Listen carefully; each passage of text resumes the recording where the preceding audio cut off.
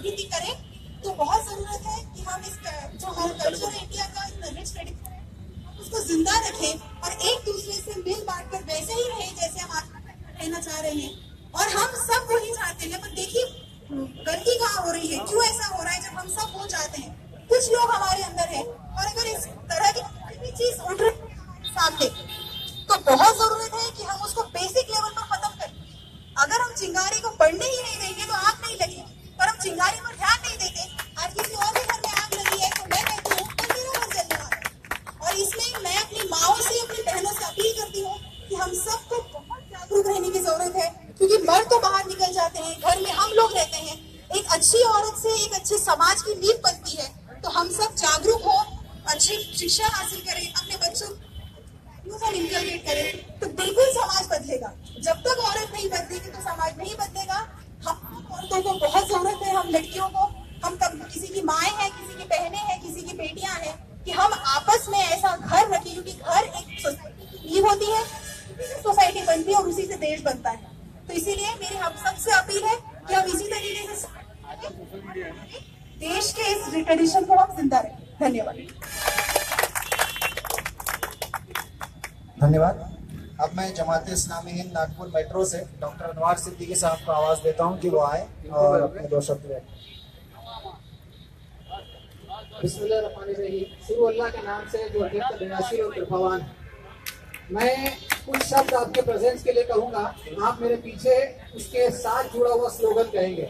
आवाज दो, आवाज दो, आवाज दो। प्यारे भाई और बहनों, इनके गुनाहों का मटका भर चुका है, इनके पाप का मटका भर चुका है, इसके फूटने का समय आ गया। जब कोई भी बुराई अपने पीक लेवल तक जाती है तो सिवाय गिरने के उसके पास कोई और ऑप्शन नहीं होता। और अब बुराइयां जुल्म की इंतहा हो चुकी है। अब ये इंतहा सिवाय खत्म होने के किसी और रास्ते पर नहीं जा सकती, इसका यकीन रखिए। और इसका यकीन आपके दिलों में, इस देश के हर नागरिक के दिल में है।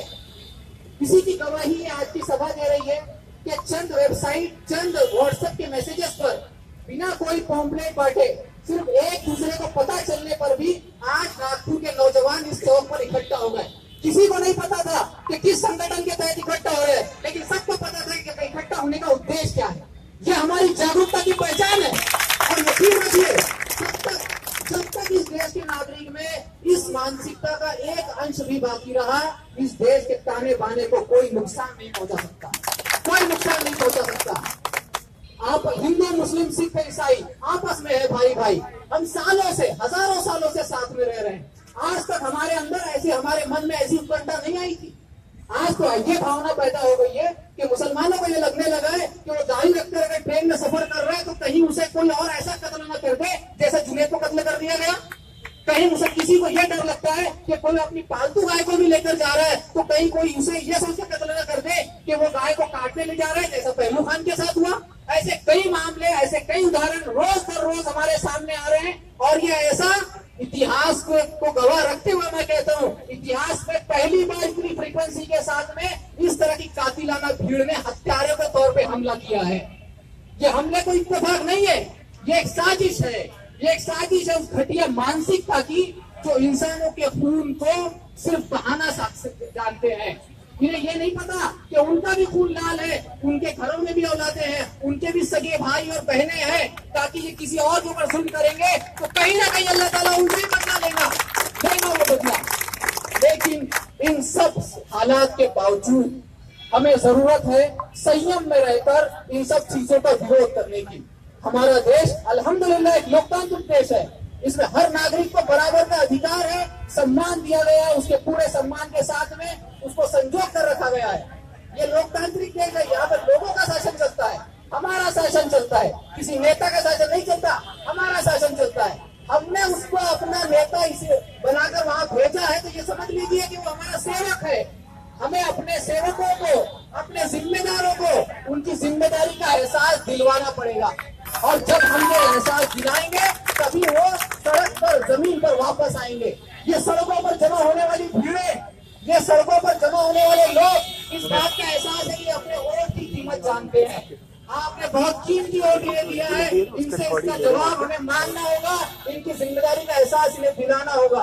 ये घटिया मानसिकता के लोग हैं मेरे भाइयों, जो आज किसी अखलाक पर, किसी पहलू पर और किसी रोहित वेमुला पे हमला कर रहे हैं। हम अगर चुप रहे तो कल ये हमले मेरे और आपके पड़ोस में और परसों हमारे घरों पर भी हो सकते हैं। जरूरत है जिंदा रहकर जागने की, आवाज बुलंद करेंगी। हजरत मोहम्मद सल्लल्लाहु अलैहि वसल्लम का एक बहुत अच्छा स्टेटमेंट है जो मैं आपके सामने अपने अंतिम शब्दों में रखना चाहूंगा। आप सल्लल्लाहु अलैहि वसल्लम ने फरमाया था कि जुल्म अगर कहीं हो रहा है तो जो कोई छोटा सा ईमान वाला भी है, छोटा सा ईमान का दर्जा भी रखता है, उसके लिए चाहिए कि वो कम से कम उस जुल्म के खिलाफ आवाज बुलंद करे। और अगर उसमें थोड़ा सा और ईमान का जज्बा बेहतर है तो उस जुल्म के खिलाफ वो हाथ उठाए और उस जालिम का हाथ रोक दे। ये उसके ईमान की पहचान है। अगर कोई मुस्लिम या कोई भी ईमान वाला जो इंसान है, जो इंसान रहेगा, ईमान अपने अंदर रखता है, अगर उसमें ये जज्बा नहीं है तो अपने सामने होकर वो जुल्म को रोक न सके तो यकीन जानिए वो इंसान नहीं है।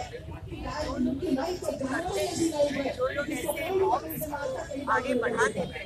हम सबको एक होना है और इनके ऊपर कोई कार्रवाई नहीं करवानी है, भेज दे देते हैं, मुझे चाहते हैं गिरफ्तारी नहीं हुई है।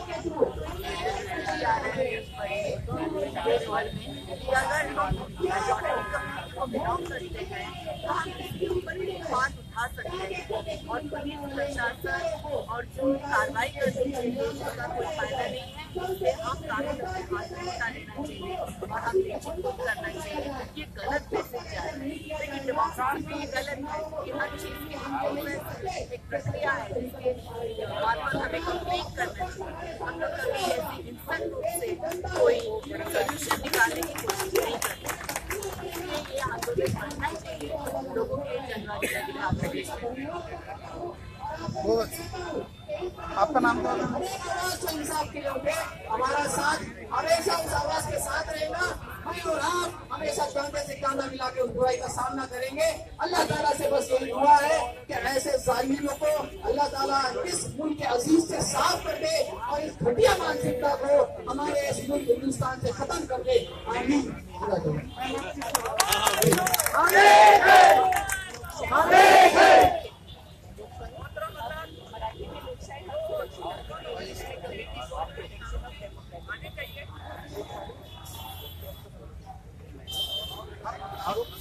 जो जज्बात हमारे दिलों में है किलिंग्स के खिलाफ, वो जज्बात हमारे नारों में आने चाहिए। नारे जुनैद के हथियारों को हम बोलेंगे और फांसी दो आपको बोलना है।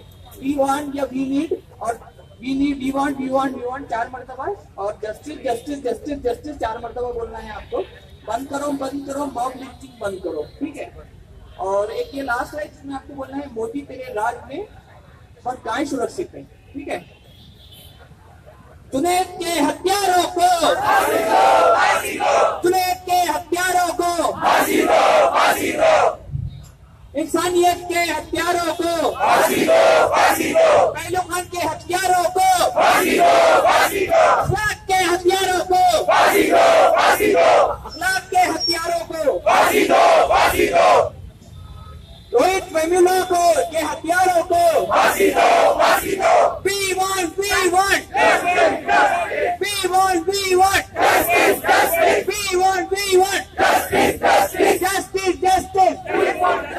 We want justice.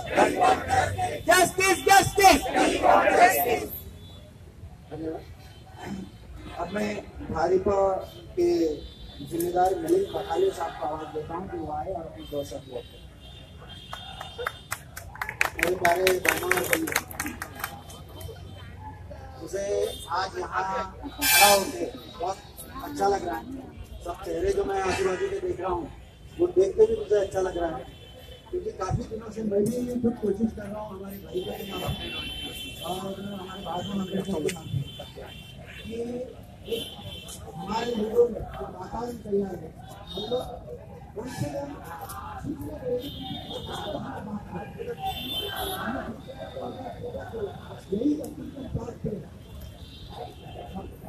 अपने जो जस्टिस राजेंद्र सच्चर साहब है उनका इस्तेमाल किए थे। हमारे जो हाजी साहब है और शकील भाई है उनके साथ भी ये बहुत बड़ा प्रोग्राम किए थे। उस वक्त हमने करीबन 1.5 लाख मराठी के, 1 लाख हिंदी के और करीबन 60,000 हमने पॉम्पलेट छपवाए थे उर्दू के। उसके बावजूद भी आज जो जज्बा मुझे यहाँ दिख रहा था वो नहीं था। मैं आपको ये बात और एक बताना चाहता हूँ कि जब बिग बैंग आया था तब सबसे पहला और सबसे बड़ा और एक दिशा दर्शक मोर्चा हमने यवतमाल में निकाले थे।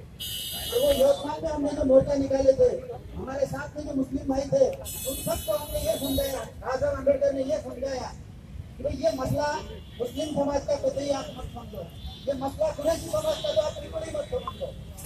ये मसला जो है ये बेसिकली मसला काश्तकारों का है और इससे काश्तकार अफेक्ट हो जाएगा। तो सबसे पहले बात उन्होंने बोली थी।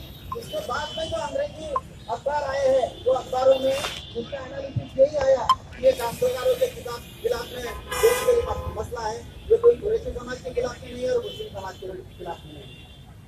आज मुझे बहुत अच्छा इसलिए लग रहा है कि मैं चारों तरफ जो चेहरे देख रहा हूँ वो हमारे यंग तरुण भाइयों के हैं और मेरी जो दीदियाँ यहाँ आई है और हमारे एक बड़े दीदी ने जो बहुत अच्छी तकरीर की है, जिसे मेरा सीना जो है ये फूल गया है। मुझे बहुत अच्छा लग रहा है कि मैं इस बात पे आज हमारा यंग नौजवान यहाँ आया है और हमारी दीदियाँ भी यहाँ आई है और खुल के सब बोल रहे हैं। ये बहुत मुझे अच्छा लग रहा है। लेकिन भाइयों, हमने ये जो बात है, ये जो हमारा जज्बा है, ये जज्बा और आगे ले जाना चाहिए। ये जज्बा हम अब जब तक आगे नहीं ले जाएंगे तब तक हम आरएसएस का कुछ बिगाड़ नहीं सकते, ना हम मोदी का बिगाड़ सकते। यही नारे पे पूरे देश में इंटेलेक्चुअल सामने आए कि नॉट इन माय नेम, बल्कि मैं तो बोलूंगा कि it is in the name of RSS. हमने आरएसएस के खिलाफ में बोलना चाहिए, हमने मोदी के खिलाफ में बोलना चाहिए, हमने कांग्रेस के खिलाफ में बोलना चाहिए। और जिस दिन हमारा जो छोटे से छोटा आदमी है उसके दिमाग में जब ये बैठेगा कि आरएसएस क्या है, भागवत क्या करता है, यहाँ सिर्फ जो हमारे 5% भाइयों ने मैं ऐसा समझता हूँ कि नितिन गडकरी को भी वोटिंग दिया, उसको भी ये शर्म आना चाहिए कि मैंने क्या गलत किया करके। और ये तभी होगा जब हम आपस में बात करेंगे। मैं मेरा ये पिछले रमजान के महीने का अनुभव बताता हूँ। मैं काफी दोस्तों के यहाँ गया, काफी जलसों में गया, काफी जगह में इफ्तारी में गया, लेकिन मेरी ये राय है और मेरा ये कहना है आपको और मेरी ये रिक्वेस्ट है आपको कि कम से कम हम कुछ नहीं कर सकते तो कम से कम आपस में बात करो। मेरी जो अंडरस्टैंडिंग है मैं आपसे शेयर करता हूँ, आपकी जो अंडरस्टैंडिंग है वो मुझे बताइए। ये जो हम दोनों लोग बात करेंगे उससे ही इस जैसा जो जज्बा आज खड़ा हुआ है इससे भी बड़ा जज्बा खड़ा हो जाएगा। और ये खड़ा अगर जज्बा हो जाएगा तो 2019 में ये जो बातें कर रहे हैं कि आज हम मनुस्मृति का रिवीजन करेंगे, ये जो डकार के ये जो बोल रहे हैं, ये जो बोल रहे हैं कि राष्ट्रपति को जो हम चाहे वो आदमी वो कितना भी गंदा हो, जो आदमी ये बोलता है कि Christianity and Islam is alien nation, ये देश के नेशन नहीं है, इसलिए इनको कोई भी इन लोगों को फायदा नहीं जान देने चाहिए। ऐसे आदमी को ये राष्ट्रपति बना रहे हैं सिर्फ हमारे आंखों में धूल फेंक के ये दलित है करके। तो ऐसे झूठे चेहरे पे हमने नहीं विश्वास रखना चाहिए। इसके बाद में उपराष्ट्रपति उनको ये तकलीफ है कि राज्यसभा और राज्यसभा का टीवी इनके खिलाफ में जाता है करके, उसमें भी ये कुछ करेंगे। लेकिन हम कुछ नहीं कर सकते तो कम से कम आपस में बात करनी चाहिए। और इस तरीके से जो यहाँ जलसे होते हैं ये जलसे में हमने बड़े पैमाने पे शामिल होना चाहिए। मैं आपको यही आखिर में बात बोलूंगा कि अल्लाह ताला उसको ही मदद करता है जो खुद की मदद करता है। हम अगर बोलेंगे कि भाई अल्लाह की लाठी गिरेंगी लेकिन देर से गिरेंगी, लेकिन उससे नहीं होगा। शायद मेरी ये बात आपको कड़वी लगेगी, शायद ये मेरी बात आपको कड़वी लगेगी, लेकिन हमारी जिम्मेदारी है। हमारी जिम्मेदारी इसलिए है कि मैं समझता हूँ मैं जो काम करता हूँ वो मैं किसी के लिए नहीं करता हूँ। मैं सिर्फ जो काम करता हूँ मेरे बच्चों के लिए काम करता हूँ। जो मेरे दादा ने, जो मेरे पिताजी ने स्ट्रगल किया है वो स्ट्रगल करके कुछ परिस्थिति मेरे हाथ में दी है, वो परिस्थिति में मेरी जिंदगी अच्छी गई है। मुझे आज नहीं लगता कि जो परिस्थिति में मेरी आज जिंदगी गई है वही मेरे बच्चों की जिंदगी जाएंगी करके। और वो अगर जिंदगी मेरे पिताजी ने मेरे हाथ में दी थी तो कम से कम मेरी ये जिम्मेदारी है कि उसी तरीके की जिंदगी मैं कम से कम अपने बच्चे के हाथ में दूं। अगर नहीं दे रहा हूँ, अगर सिर्फ मैं उसके हाथ में पैसे दे रहा हूँ, तो अगर उसके हाथ में सिर्फ सेंटर पॉइंट जैसे स्कूल में पढ़ा के उसको अच्छी पढ़ाई दे रहा हूँ, तो कल उसका कब जुनेद होगा, कल कब उसका रोहित वेमुला होगा ये मैं नहीं बता सकता। मेरा बेटा कभी तो इसलिए हमारी जो जिम्मेदारी है हमारे आगे आने वाले पीढ़ी के बारे में है और वो पीढ़ी के लिए हमारे माँ पिताजी ने, हमारे नाना नानी ने जो स्ट्रगल करके जो परिस्थिति हमारे हाथ में दी है, वही परिस्थिति कम से कम हमारे बच्चों के हाथ में दे। इतनी आपसे गुजारिश करके मेरी ये जो लंबी तकरीर है, मैं काफी लोग बोलने वाले, ये खत्म करता हूँ। शुक्रिया।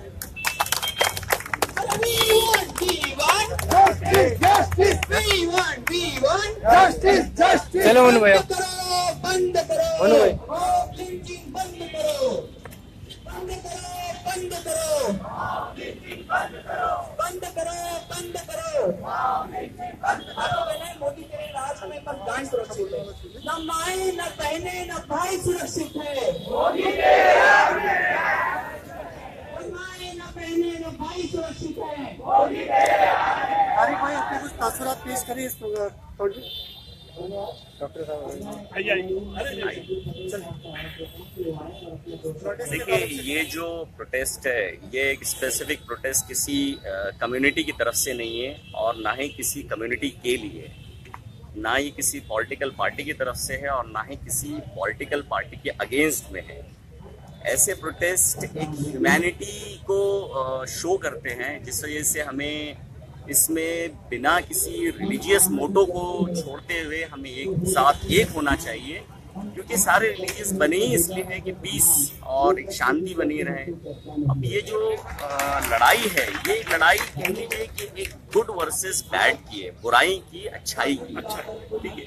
तो इसमें एक इतना इनह्यूमन जो हो रहा है, जिस तरीके से किसी मासूमों को कत्ल करना, एक जालिम लोगों को खिलाफ नहीं कहोगे तो आज हम हैं, कल तुम रहोगे, तो कल तुम रहोगे तो कम से कम हम आपके दर्द में शामिल हो सके, बस उसी तरह के दर्द है और हम जालिमों के खिलाफ आवाज उठाते रहे। शुक्रिया, थैंक यू।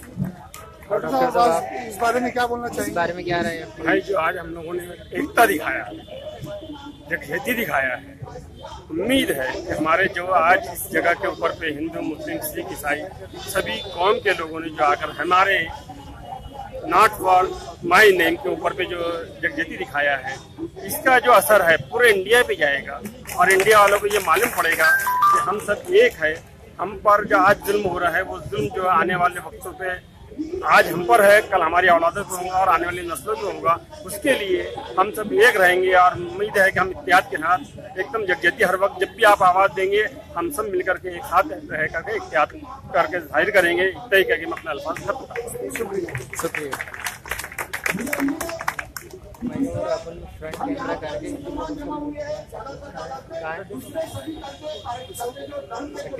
तो इससे पीड़ित है, क्योंकि हिंदुस्तान के अंदर 120 करोड़ में से करीब करीब 70 करोड़ लोग हैं, 70 करोड़ लोग हैं और ये बैल के नाम पे इन्होंने जो आतंक मचा के रखा है।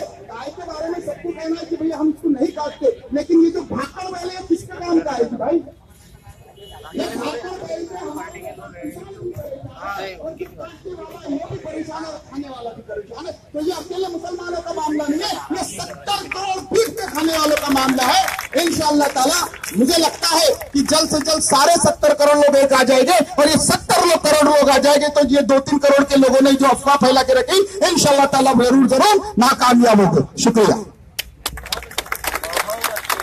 न माए न बहने न गाय, न माए न बहने न भाई सुरक्षित है। न अखलाक न नजीब न रोहित सुरक्षित है। जुनैद के हत्यारों को, दैनू खान के हत्यारों को, we want we want we want we want. अब मैं नीलाई संस्था से प्रवीण कामड़े साहब को आवाज देता हूं कि वो आए और अपने दो शब्द जो है यहाँ व्यक्त करें।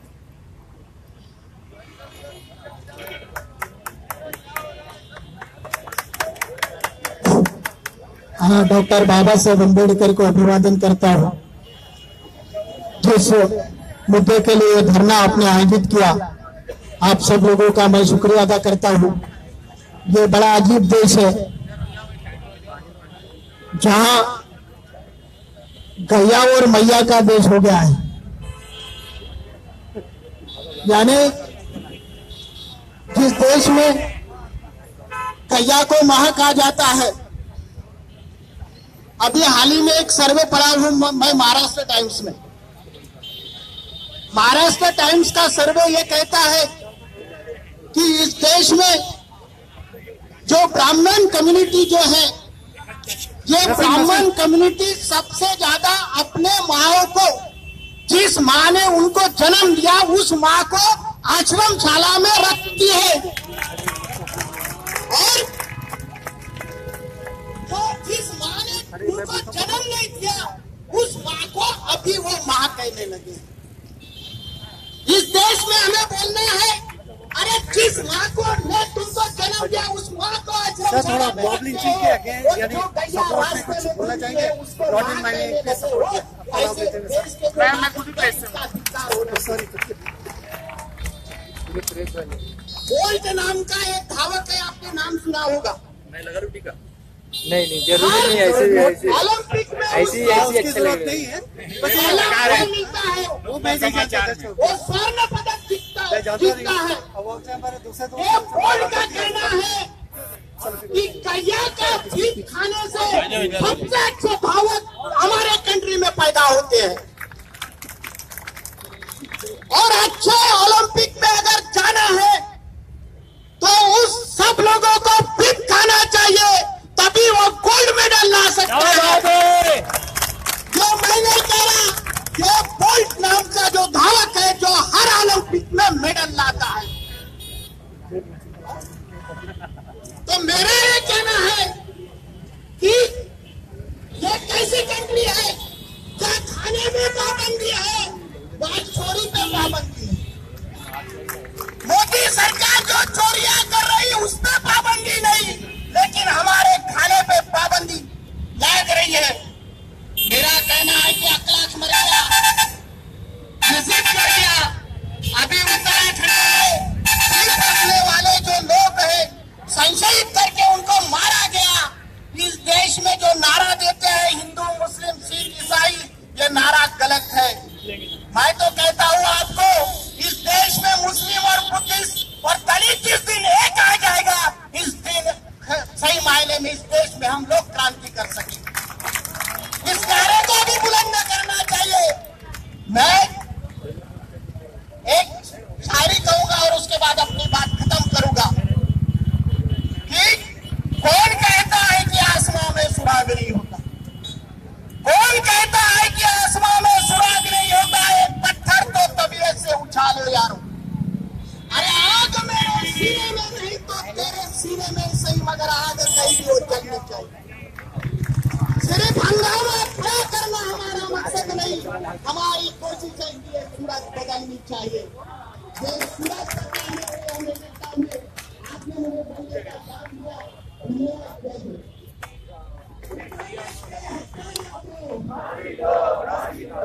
और इतने सारे धर्मों को, इतने सारी जातियों को एक साथ माने रखकर नहीं चल रहा है। आज बातें फैल रही है, धर्म को किसी जाति को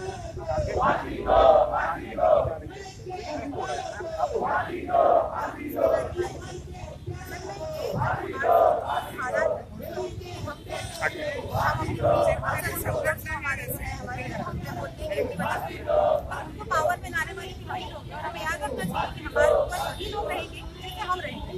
तो हमने उन्हें मेजोरिटी से चुना है।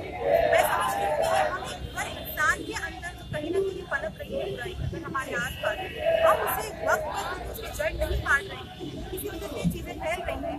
जब अखलाक को मारा गया था, अगर उसी वक्त वो फांसी दी जाती तो उसकी जुनैद की जान नहीं जाती। तो इसीलिए बहुत जरूरत है कि हम अपने संविधान की इज्जत करें, उसमें जो वैल्यूज बताए गए उसके उसको फॉलो करें, और नियम समान होने चाहिए। कोई भी, फिर वो कोई भी हो, एक मुसलमान हो, एक हिंदू हो, एक सिख हो, नियम समान होते हैं, क्योंकि हम एक डेमोक्रेसी का हिस्सा है। और डेमोक्रेसी की जान, उसकी रूह, उसकी सोल ये होती है कि हर नागरिक को इक्वल राइट दिया जाए। तो हम भी कोई ज्यादा नहीं मांगते, वही मांग रही है जो हमारा हक है। तो बिल्कुल ये जो चीजें हो रही है, जो फैल रही है, कि हम सब की वजह से है कि हम आसपास हमारी होने वाली बुराई को हम नहीं रोकते। हम ये सोचते कि अभी क्यों रोके, जब बढ़ेंगे हम तब रोकेंगे। तब तक 27 लोग अब जा चुके हैं। अगर अखलाक में ये बात कुछ करते हम तो उनसे रोक जाते। एक सवाल और पूछना चाहता हूँ, जैसे कि रोहित हो गया, ऐसे कई सारे लोग जो है हर दिन नई नई खबरें आती हैं मैं ये जानना चाहता हूँ कि इस देश में जो पिछड़ा हुआ वर्ग है, ये लोग जो है इनके मन में डर बैठ गया है सत्ता के खिलाफ का, जो सत्ता में बैठे हैं या फिर आपने जैसे कहा कि हमने उनको चुन के दिया है, हम ये चुन के किसी पर तो बिठाते हैं लेकिन उनके सामने उनके खिलाफ कुछ बात नहीं कर सकते। तो इसी ऐसा डर की भावना है कि आज देश में दलित हो गया, माइनॉरिटी हो गई या फिर जितने भी आम लोग हैं, आपको क्या लगता है कि ये डर की भावना बहुत ज़्यादा पनप रही है? देखिए, डर की भावना पनप जरूर रही है, तो बढ़ रही है धीरे धीरे, आप देखेंगे। लेकिन देखिए, डर अभी कम है, मैं समझती हूँ। जब अखलाक के साथ हुआ तो डर कम होगा, रोहित का जब, लेकिन अब जब जुनैद की बारी आई तो डर बढ़ गया। लेकिन ये डर अभी कम है। अगर हम अभी इसको देखिए, माइनॉरिटी हम जरूर है, पर अगर माइनॉरिटी भी हम एक हो जाए तो बिल्कुल हम मेजोरिटी के बाजू में खड़े हो सकते हैं। वक्त है अभी भी कि हम जागरूक हो, एक साथ हो जाए, लोगों को ये बताएं कि हम अकेले नहीं हैं, हम सब एक हैं। तो डर पनप जरूर रहा है, पर इसको दबाने के लिए हमें बस अपने बेसिक लेवल पर कोशिश करने की जरूरत है। क्या आपको ऐसा नहीं लगता कि दलितों के लिए केवल आंदोलन ना करें, माइनॉरिटी के लिए केवल आंदोलन ना करें? अगर ये सारे संगठन जो है या फिर जितने भी जातियाँ या धर्म है हमारे देश, वो सारे अन्याय के खिलाफ अगर लड़ना हो तो एक साथ क्यों नहीं आते, या फिर एक साथ आने की अभी दिन आए हैं क्या? बिल्कुल आए, और ये सबसे बड़ा ये जो आज हम यहाँ जमा हुए हैं इसका प्रदर्शन है कि हम सब एक हैं और अभी भी एक हैं। ये जो हमको अलग करके जो दिखाने की जो साजिश है, हम इसको बिल्कुल फेल करेंगे। ये दिखाएंगे कि हम एक हैं, जान किसी की भी जाए, अगर वो मासूम है तो उसके हथियारों को फांसी बिल्कुल मिलनी चाहिए, चाहे वो रोहित हो या कुछ नहीं। तो जैसे कि आप देख रहे हैं कि हर इंसान के दिल में जो सरकार है या फिर सत्ताधारी पक्ष है या फिर इस देश को चलाने वाले लोग हैं, उनके खिलाफ एक आक्रोश है, क्योंकि इस देश में जो आम इंसान के साथ हो रहा है, जो आम नागरिकों के साथ हो रहा है, वो भी सह नहीं सकते। इसकी इंतहा जो है वो बढ़ती जा रही है। सर, मैं आपसे जानना चाहता हूँ, आप युवा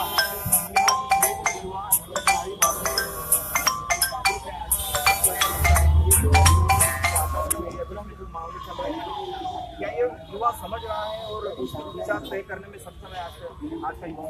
बिल्कुल मैं तो समझता हूँ कि आज का युवा बहुत जागरूक है और बहुत अवेयर है।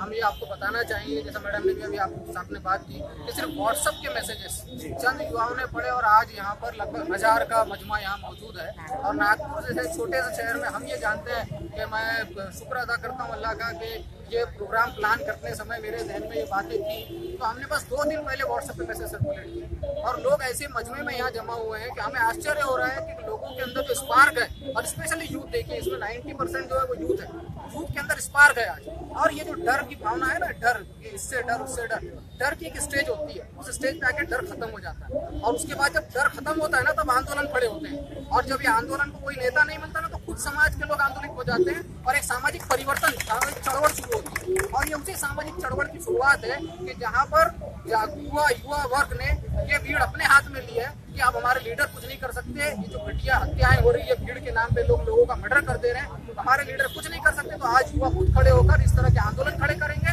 और ये आंदोलन आंदोलन के थ्रू ही हम वो सजा के पात्र उन हत्यारों को फांसी के फंदे तक पहुंचाना चाहेंगे। क्या डिमांड रहेगी आज जो यहाँ पर लोग हैं, इसलिए आए हैं? क्या ये लोग क्या चाहते हैं? ये लोग कुछ भी नया नहीं चाहते, वही चाहते जो देश की 125 करोड़ जनता चाहती है। वो यही चाहते हैं कि इस देश में इंसाफ हो, इस देश में अमन हो, चैन हो। और इस अमन चैन को तबाह करने वाले ये जो भीड़ नाम के हत्यारे हैं, जो एक घटिया मानसिकता से प्रताड़ित है, जो कातिलाना हमले कर रहे हैं, और ये कोई भीड़ के द्वारा किए गए इत्तेफाकन हमले नहीं है, एक टारगेट किलिंग। इस टारगेट किलिंग को करने वाले जो हत्यारे हैं, इन्हें सजाए मौत मिले जल्द से जल्द। अखलाक, जुनैद और पहलू खान और ऐसे इनके कातिलों को सरकार पकड़कर इनको फांसी के फंदे तक पहुंचाए। हम ये चाहते हैं कि यहाँ पर रहने वाले अल्पसंख्यक, माइनॉरिटी, दलित, ओबीसी, इनको ये आश्वासन मिले, इनको ये एहसास हो कि हाँ वो इस देश में सुरक्षित है, सही रह सकते हैं। अगर ये आश्वासन सरकार देने में विफल है तो हम ये समझते हैं कि सरकार की सबसे बड़ी विफलता है कि सरकार को हमारा शासन चलाने का कोई अधिकार नहीं है। यही मैसेज हम यहाँ से देना चाहते हैं कि सभी के मन में आश्वासन रहे कि वो अमन चैन से राष्ट्र में रह सकता है। इस प्रदर्शन में कोई खास बैनर नहीं दिख रहा है या कोई खास नेता या कोई खास राजनीतिक पक्ष या नेता नहीं दिख रहा है, इसमें तो इस तरह की संगठनाएं इस प्रदर्शन में आई है और मतलब कैसे इकट्ठा हुई है ये सारी संगठन? ये सब संगठनाएं सिर्फ मजबूर हम अकड़ उनकी, हर नस पर है पकड़ उनकी, सड़क हमारी कारें उनकी, संसद में सरकारें उनकी, खेत हमारे फसलें उनकी, कॉन्वेंट में नस्लें उनकी। और मैं क्योंकि क्षेत्रीय संगठन से हूँ तो किसानों का भी उनके बारे में भी बोलती हूँ, इसलिए मैं ये बोल रही हूँ कि मिले हमारी कपास उनका, कलम हमारी खबरें उनकी, भारत पर अब नजरें उनकी। हमारे मोदी जी बोलते हैं आई टू आई, यानी India to Israel, I for I बोल रहे हैं, लेकिन मैं बोलती हूँ I Israel plus I India minus Islam, minus I Islam is equal to ISIS, I plus I minus I is equal to ISIS, यानी India plus Israel minus Islam is equal to ISIS. ये जो ISIS vices है ना, ये सब Israel ने पैदा किया हुआ है। ये उधर जाके इतने दूर दूर जाके आईसिस बॉम्ब फेंकता है और बहुत दूर दूर के मुल्कों में ये न्यूसेंस क्रिएट करता है, लेकिन ये इजराइल को कुछ भी नहीं करता। ऐसा कैसे? क्यों? क्योंकि कुत्ता अपनी पूंछ थोड़ी काट सकता है। हमारी पुलिस भी क्या करती है, आईसिस के नाम से इन्होंने फर्जी वो खोल रखे हैं,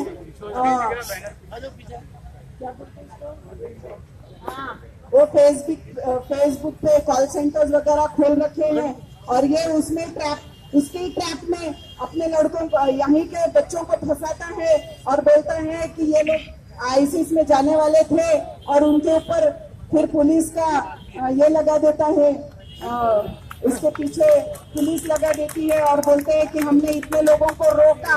अरे रोका कहाँ, तुमने तो शुरू किया, और वो इजराइल के कहने पे शुरू किया। अब ये सब अभी बोलने का मौका इसलिए है कि अभी हमारे प्रधानमंत्री इजराइल से होके आ रहे हैं, इसलिए सब मैंने ये अभी निकाला। लेकिन ये जो है गाय के नाम पे हत्या, ये सब सभी औरतों ने, सभी गांव खेड़े की औरतों ने ये कहना चाहिए कि ये सब हमारे नाम पे मत करो, ये हमारे खाने पे। और ये जो कानून है गो हत्या के अगेंस्ट में, ये जो कानून है इसी को अपन ने खत्म करना चाहिए, इसी के अगेंस्ट में कानूनी लड़ाई लड़नी चाहिए। और इसमें मैं आप सबको, यानी जो आदमी लोग हो, आपको दरख्वास्त करती हूँ कि आप औरतों को बाहर निकालिए, अपने औरतों को बाहर निकालिए। और ये बहुत कम है, बहुत कम है, बहुत ज्यादा। और ये हमारी खुराक पे ये हमको हमारे मन का खाने के और हमारे खुराक पे इससे क्या बोलते हैं, बंदिश आ रही है। तो ये जरा सा औरतों की नजरिए से भी इस मामले को देखिए। धन्यवाद। आवाज दो, शर्म करो, शर्म करो, मोदी जी शर्म करो, कहना है आपको, शर्म करो, शर्म करो, मोदी जी शर्म करो, शर्म करो, शर्म करो, मोदी जी शर्म करो, धिक्कारो, मोदी जी पर धिक्कारो, धिक्कारो, मोदी जी पर धिक्कारो। आवाज दो, अरे आवाज दो, सब तरफ से आवाज दो।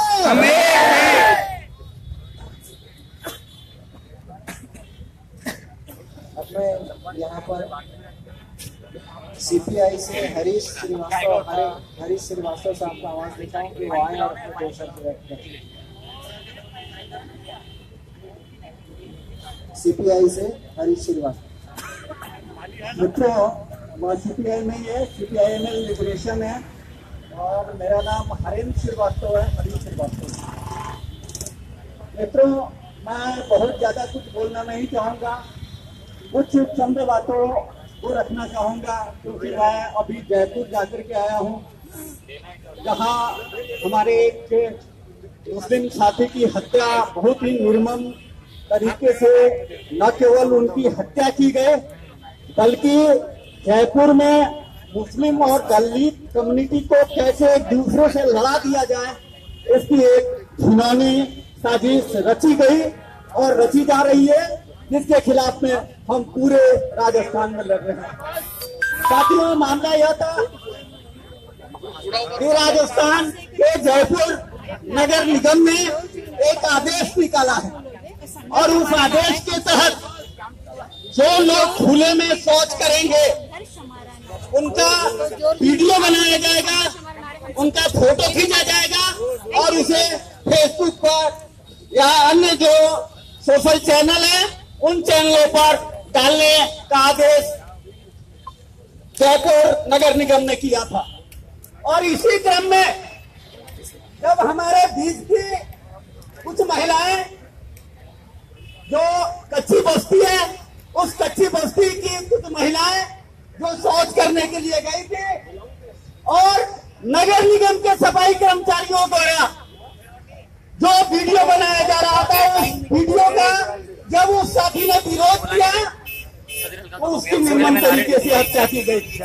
साथियों, यह सवाल केवल जयपुर का नहीं है, यह सवाल केवल झारखंड का नहीं है, रामगढ़ का नहीं है, यह केवल उत्तर प्रदेश का सवाल नहीं है, यह सवाल इस पूरे देश का है। इस युवा देश जहाँ हर धर्म के मानने वाले लोग रहते हैं, जहाँ हर भाषा को बोलने वाले लोग रहते हैं, आज उनके अस्मिता का सवाल है, आज उनके इज्जत का सवाल है, आज उनके रोजी रोटी का सवाल है कि आखिर में ए मोदी, ए आरएसएस, ए बीजेपी और इसके वंशानुसार जो संगठन है, चाहे वो बजरंग दल हो, चाहे विश्व हिंदू परिषद हो, ये सभी लोग मिलकर के इस देश को तोड़ने की साजिश कर रहे हैं, इस देश को बर्बाद करने की साजिश रच रहे हैं। हम आप नौजवानों से, आप तमाम मित्रों से, आप तमाम साथियों से अपील करेंगे, इस लड़ाई को समझने की जरूरत है, इस साजिश को समझने की जरूरत है और हम सभी लोगों को मिलकर के एकजुट होकर के मुंहतोड़ जवाब देने की जरूरत है। इन्हीं बातों के साथ इनकलाब जिंदाबाद, आपके हर लड़ाई के साथ हम सभी लोग आपके साथ में हैं। इनकलाब जिंदाबाद।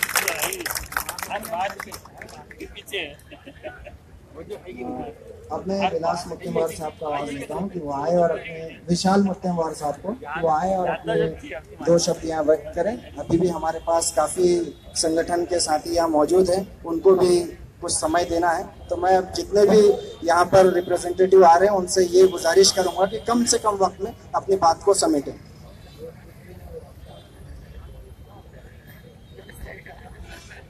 आज के इस आंदोलन में उपस्थित यहाँ मौजूद मेरे सभी भाई और बहनों, दोस्तों, मैं आप लोगों के बीच में आया हूँ क्योंकि ये जो नॉट इन माई नेम ये जो कैंपेन है, इसका मैं दिल से समर्थन करता हूँ। दोस्तों, हमारे देश को जब आजादी मिली थी और इस आजादी के लिए जब हमारे देश में बड़ा संघर्ष हुआ, आजादी की लड़ाई लड़ी गई, तो इस आजादी की लड़ाई में केवल कोई एक धर्म के लोग इस लड़ाई में शामिल नहीं थे। तो इस देश में रहने वाले सभी लोग, चाहे वो हिंदू हो, मुस्लिम हो, सिख हो, ईसाई हो, उन सब लोगों ने इस देश को मिलकर आजादी दिलवाई थी। और आज देश को आजादी मिलने के 65 साल के बाद अगर कोई उठ के किसी को धर्म के नाम पर भरे रास्ते पे मार रहा है तो उसका विरोध करना, मुझे समझता हूँ, भारत के हर नागरिक का काम है। और एक भारत का नागरिक होने के नाते, मैं आप सब लोगों के सामने आया हूं। दोस्तों, आज हमारे देश में सबसे बड़ी अगर कोई समस्या है तो यहाँ पर इतने सारे युवा मौजूद है, तो वो है बेरोजगारी की समस्या। आज हमारे जो उद्योग है वो बंद पड़ रहे हैं, नए उद्योग नहीं लग रहे, जिन लोगों को नौकरियां थी वो नौकरियां जा रही है, नए लोगों को कुछ व्यापार नहीं मिल रहा है। बीच में उन्होंने नोटबंदी का कानून लाया, उससे भी लोगों को नुकसान हुआ। और ऐसा वातावरण हमारे देश में जहां पर नौजवान नौकरी ढूंढ रहा है, काम ढूंढ रहा है, और वहां अगर ऐसे हादसे हो रहे हैं जहां पर लोगों को मारा जा रहा है गौ हत्या के नाम पर, तो मुझे लगता है कि उसकी जितनी निंदा की जाए उतनी कम है। और वही निंदा करने के लिए मैं आप सब लोगों के बीच में आया हूं। देश में जब तक प्रगति का आज हम सुनते हैं मेक इन इंडिया, कई सारे नए नए नारे आते हैं, लेकिन मुझे ऐसा लगता है कि कोई भी देश में प्रगति तब तक नहीं हो सकती जब तक उस देश में शांति प्रस्थापित नहीं होती है। और हम किस प्रगति की बात कर रहे हैं। और इसलिए अगर हम देश में शांति चाहते हैं, अमन चाहते हैं, तो मुझे लगता है कि भाईचारा बनाना बहुत जरूरी है। और भाईचारा बनाने के लिए मुझे लगता है हम सब लोग यहाँ पे आए हैं। ये देश सबका है और सब लोगों को मिलकर बनाना है, और इसलिए इस देश में शांति प्रस्थापित हो, यही हम कामना करते हुए मेरे 2 शब्द मैं पूर्ण करता हूं। जय हिंद, जय भारत। बंद करो हमारा नारा आप लोग कहेंगे। बंद करो जातिवाद, फांसीवाद, गुंडागर्दी, इन कातिलों को, इन दहशतगर्दों को, इन डकैतों को, इन राक्षसों को, इन रक्षकों को, ये सब धर्म के नाम पर बंद करो, मेरे नाम पर बंद करो, बंद करो इन इंसानी दुश्मनों को, इन धर्म के दुश्मनों को, इन देश के दुश्मनों को। मैं इसी के साथ हमारे एसआईओ के जोनल प्रेसिडेंट को आवाज देता हूं, आसिम सोहेल, वो आए और इस कुछ कलमात से हमको बिस्मिल्लाहिर्रहमानिर्रहीम। यहाँ उपस्थित मेरे नौजवान भाइयों, बहनों और दोस्तों, ये हमारे लिए बहुत खुशी का मौका है कि आप इस मौके पर यहाँ जमा हुए। मैं कोशिश करूंगा कि 2-1 बातें आपके सामने रखूं। सबसे पहली बात तो यहाँ आज की जो तारीख है, ये तारीख एक बहुत बड़ा संदेश है। जरा इस पहलू से अगर हम गौर करें कि आज की तारीख क्या है, तो आज की ये तारीख एक बहुत बड़ा संदेश है जो यहाँ पर हर उपस्थित फर्द के लिए है। आज की तारीख है 7-7 एक साथ। ये तारीख हमें इस बात का संदेश दे रही है कि ये जो कुछ भी इस देश में हो रहा है, इसको खत्म करने के लिए 7-7 एक साथ की जरूरत है। जब तक ये 7-7 एक साथ नहीं होगा, तब तक ये सारी जुल्म और ज्यादती खत्म नहीं हो सकेगी। इसको खत्म करने के लिए सबसे जरूरी है कि 7-7 एक साथ होकर हम अपनी आवाज को बुलंद करें। ये जो ज्यादती हो रही है सिर्फ मुसलमानों के साथ नहीं हो रही है, ये ज्यादती जो हो रही है सिर्फ माइनॉरिटीज के साथ नहीं हो रही है, बल्कि यहाँ का हर फर्द इस ज्यादती और इस जुल्म का शिकार है।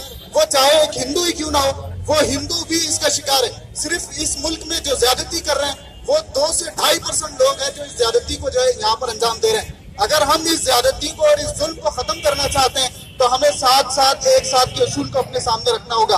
दूसरी बात जो मैं आपके सामने रखना चाहता हूँ, ये आइडियोलॉजी, ये सोच रखने वाले जो लोग इस मुल्क के अंदर जो कुछ भी कर रहे हैं, इसका सबसे करारा जवाब यह है कि ये नफरत फैलाना चाहते हैं, ये एक दूसरे के खिलाफ लोगों को उकसाना चाहते हैं, ये जो है नफरत की दीवारों को खड़ा करना चाहते हैं। इसका सबसे करारा जवाब यह है कि हम मोहब्बत की बात को परवान चढ़ाएं, हम एक दूसरे के लिए प्यार, एक दूसरे के लिए एकता का संदेश दें।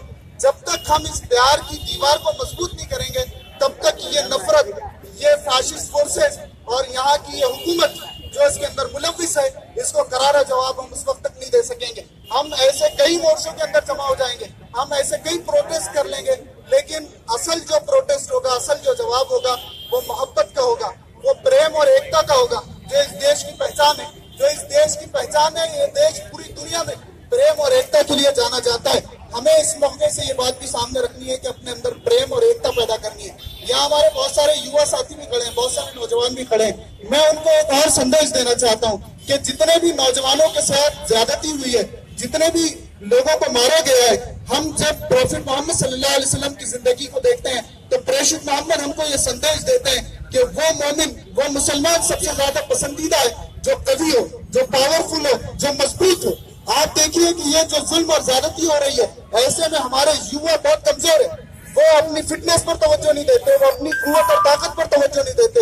अगर आप अपने डिफेंस के लिए अपने आप को तैयार नहीं करेंगे, आप अपने लिए अपनी तवानाई और कुव्वत को तैयार नहीं करेंगे, तो ये लोग आपको एक नहीं 1000 मरतबा मारेंगे। इसका एक और जवाब ये है कि आप अपनी फिटनेस को मजबूत बनाएं।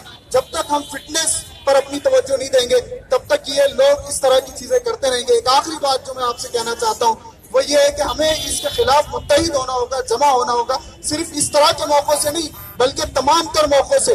मैं यहाँ पर जो हिंदू भाई मौजूद है, जो माइनॉरिटीज के मुख्तलिफ लोग मौजूद है, जो मुसलमान मुख्तलिफ दलों के लोग मौजूद है, उनको ये कहना चाहता हूँ कि हमको कॉमन मिनिमम प्लेटफॉर्म पर जमा होना होगा।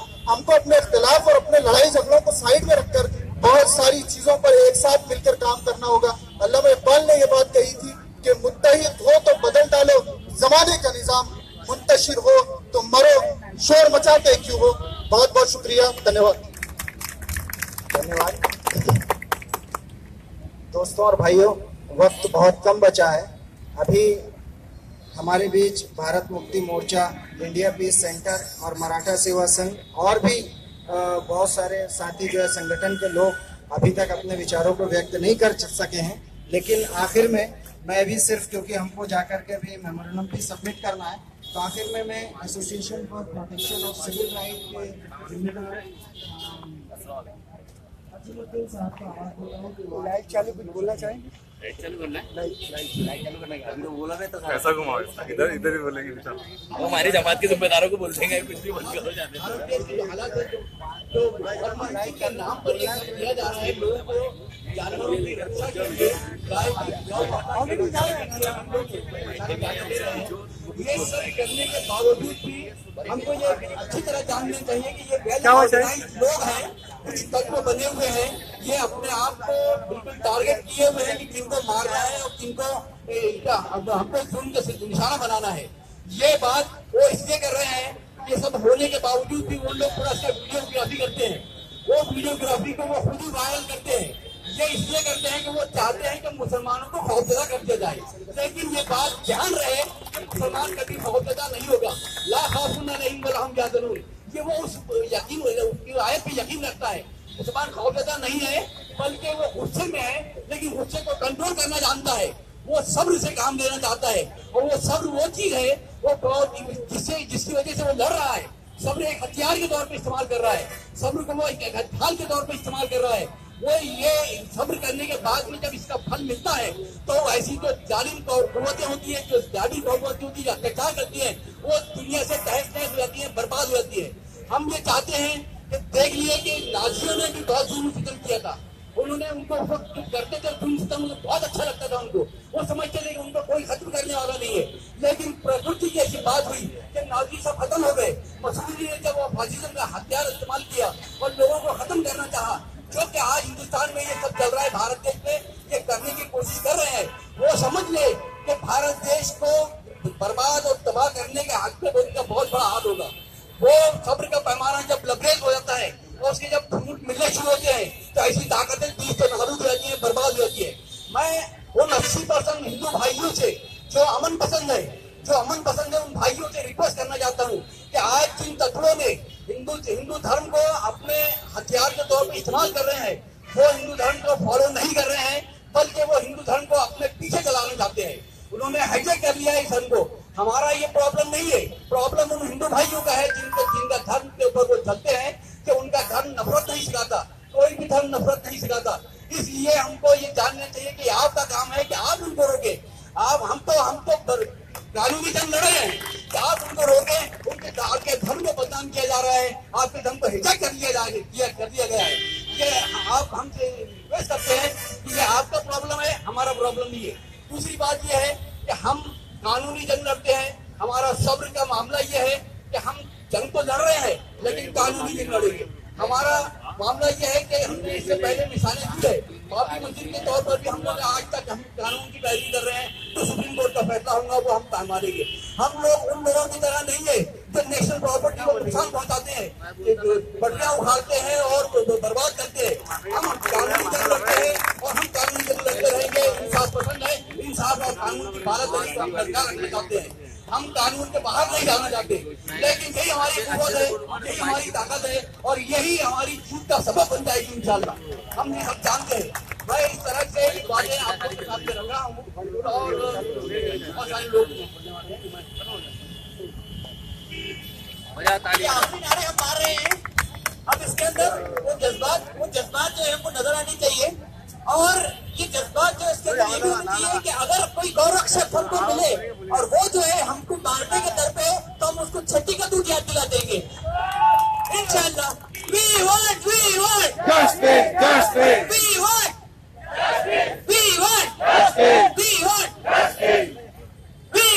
justice.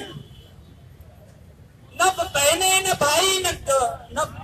भाई न माए सुरक्षित है। इंसानियत के हत्यारों को, इंसानियत के हत्यारों को, जुनैद के हत्यारों को, पहलू खान के हत्यारों को शर्म करो, शर्म करो, शर्म करो, शर्म करो, शर्म करो, शर्म करो, शर्म करो, शर्म करो। आरएसएस शर्म करो और गौरव करो। शर्म करो, शर्म करो, शर्म करो, शर्म करो।